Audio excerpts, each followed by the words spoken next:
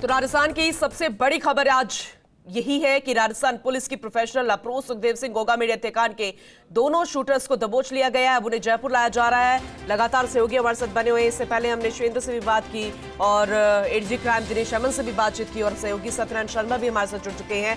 सत्यनारायण, जरा अपडेट कीजिएगा, आपके पास क्या जानकारी है, क्योंकि वाकई में जिसका इंतजार था कि आखिर ये हत्यारे कब गिरफ्त में होंगे, फिलहाल उन्हें गिरफ्तार कर लिया गया है। उन्होंने देखिए नितिन फौजी और रोहित राठौर जो कि राजस्थान पुलिस के लिए चुनौती थी वो गिरफ्तार करने के लिए, क्योंकि राजपूत समाज ने समझ लिया था 72 घंटे का अल्टीमेटम था और इन्हीं 72 घंटे के दौरान राजस्थान पुलिस की एसआईटी, चंडीगढ़ पुलिस और दिल्ली क्राइम ब्रांच ने संयुक्त ऑपरेशन चलाकर चंडीगढ़ से दोनों आरोपियों को धर दबोचा है। दोनों बदमाशों के पास जो शूटर्स है उनके पास से हथियार बरामद किए गए हैं। आज दोपहर को पुलिस कमिश्नरेट में प्रेस कॉन्फ्रेंस होगी, जहां पर पुलिस के आलाधिकारी खुद पुलिस कमिश्नर बीजू जोशफ इस पूरे मामले का खुलासा करेंगे। लेकिन चुनौती थी राजस्थान पुलिस के लिए, उस चुनौती को चुनौती के रूप में लिया और 72 घंटे के अंदर अंदर जो प्रयास किए गए, कड़ी से कड़ी मिलाई गई, साइबर एक्सपर्ट की मदद ली गई, Delhi police, UP police, MP police और पंजाब पुलिस, सभी पुलिस का सहयोग लिया गया और सभी की टीम भावना के साथ काम किया गया पूनम, और शायद इसीलिए इतनी बड़ी सफलता पुलिस को हाथ लगी है। फिलहाल दोनों बदमाशों से पूछताछ की जा रही है कि रोहित गोदारा और लॉरेंस बिश्नोई गैंग से क्या कुछ कनेक्शन है, तो इस बारे में भी उनसे पूछताछ की जा रही है पूनम।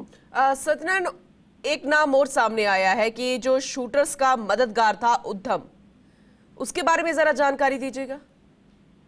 देखिए, शूटर्स का जो मददगार था रामवीर जाट उसका नाम है। सबसे पहले फर्स्ट इंडिया ने ये अपने दर्शकों को बताया था कि रामवीर जाट वो व्यक्ति है जो कि नितिन फौजी का खास दोस्त है। कक्षा 1 से 12वीं तक वो दोनों साथ हरियाणा के महेंद्रगढ़ में पढ़ाई की उन्होंने, और इसीलिए नितिन फौजी की जयपुर के अंदर रुकने की, उसके खाने पीने की, उसको हथियार प्रोवाइड कराने की तमाम व्यवस्थाएं रामवीर जाट ने की थी।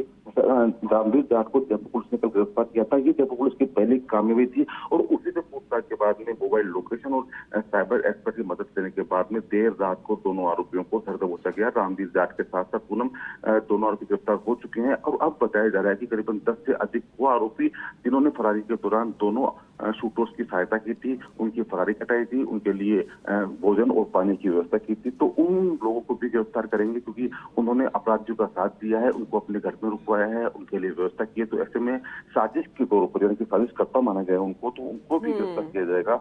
10 से अधिक आरोपियों को इसमें और भी गिरफ्तारी होना बाकी है पूनम। बिल्कुल, आपने सही कहा, लेकिन सत्यनारायण कितने बजे तक ये पहुंच जाएंगे जयपुर, इसका जरा आप अपडेट कीजिएगा।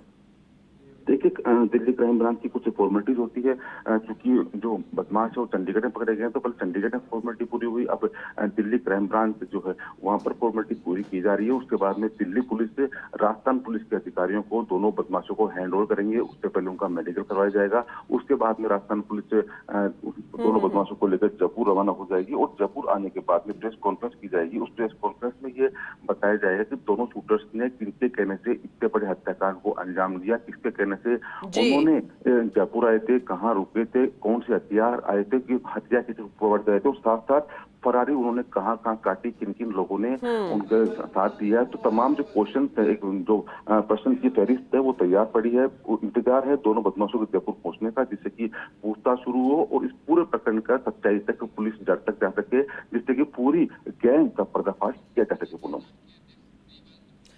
ठीक है, कड़ी सेना के राष्ट्रीय अध्यक्ष महिपाल मकराना जी भी हमारे साथ जुड़ चुके हैं। सत्यनारायण, उनका भी रुख कर लेते हैं। महिपाल जी, कमिटमेंट किया था वो पूरा कर दिया है पुलिस प्रशासन द्वारा, गिरफ्तार हो गए हैं, बहुत जल्द जयपुर भी पहुंच जाएंगे। आज आप एक शोक सभा भी करने जा रहे हैं, एक सहयोगी माने इसे? नहीं, बात पुलिस ने जो हमें बोला कि 72 घंटे के अंदर हम लोग पकड़ लेंगे जी, और कहीं ना कहीं 72 घंटे के समथिंग की उन्होंने पकड़ा, उनके लिए पुलिस का प्रशासन का बहुत बहुत धन्यवाद है। और मैं चाहता हूँ सख्त से सख्त कार्रवाई हो। हम लोगों ने एक मांग रखी थी, योगी आदित्यनाथ के राज में जो होता है इनकाउंटर स्टाइल, उस तरीके से इसका इनकाउंटर हो। मैंने रात को एक पोस्ट भी डाली थी, रात को जब 12-1 बजे जगह पकड़े गए। पर ज्यादातर जो मेरे समाज के जो बुद्धिजीवी लोग हैं उनके कमेंट्स आए कि भाई जब पकड़े गए तो अगर इनके पीछे कौन है उनका मालूम नहीं चलेगा, तो फिर इनकाउंटर करना, पीछे के जो अपराधी हैं वो कहीं ना कहीं बच के निकल जाए। बिल्कुल बिल्कुल। एक धड़ा कहीं ना कहीं ये बोल रहा है कि ऑन द स्पॉट शूट करे जो हमें जाएंगे, तो कहीं ना कहीं दोनों तरफ के लोग हैं। तो मैं चाहता हूँ बुद्धिमत्ता ऐसी चीज में है कि इनके पीछे जो आशा है उनका बाकायदा मालूम होना चाहिए पूरे समाज को कि किसने मरवाया है। महिपाल जी कल अभी बिल्कुल, एक- क्योंकि सिर्फ आप ही नहीं, समाज का ही नहीं, सर्वदलीय समाज का हर वो शख्स जिसके अंदर गुस्सा है वो यही चाहता है कि इनका एनकाउंटर होना चाहिए, जिसका जिक्र भी आप बार बार कर रहे हैं। लेकिन सवाल यही है, फॉर्स इंडिया भी बार बार यही कह रहे हैं, जो असली सरगना है वो उस तक नहीं पहुंच पाएंगे। और अभी हम आपको एक और अपडेट कर दें, हमारे सहयोगी ने बताया है कि कई और लोग गिरफ्त में आ सकते हैं जिन्होंने इनको पनाह दी थी, रोटी कपड़ा इन सब की जो सहयोग दिया था जब ये फरारी काट रहे थे। तो जब उनके बारे में भी पता चलेगा तो कई और खुलासे हो सकते हैं। महिपाल जी, मैं यही आपको बोल रहा हूँ, क्योंकि गुस्सा है मेरे अंदर, खुद के अंदर गुस्सा है, किसी और की मैं क्यों बोलूं। मेरा खुद का यूं मानना है कि इनको मार दिया जाए, इनको एनकाउंटर कर दिया जाए। तो मैं अब जैसे ही लोगों ने, मेरे बुद्धिजीवी वर्ग ने जैसा बोला, लिखा, मेरे सारे खूब सारे कमेंट आए, फोन भी आए, तो उनका बोलना ये है कि इसमें बुद्धिमत्ता नहीं है। बुद्धिमत्ता वो है कि उसके पीछे कौन लगे हुए उनका मालूम चले, किसने, क्योंकि फेक आईडी से धमकियां मिली थी, फेक आईडी से जो सोशल मीडिया अकाउंट पे चलाया गया वो तो फेक आईडी बना के चलाया गया है। बिल्कुल। तो वो अब वो जो कनेक्शन था वो कहीं ना कहीं टूटता नजर आ रहा है।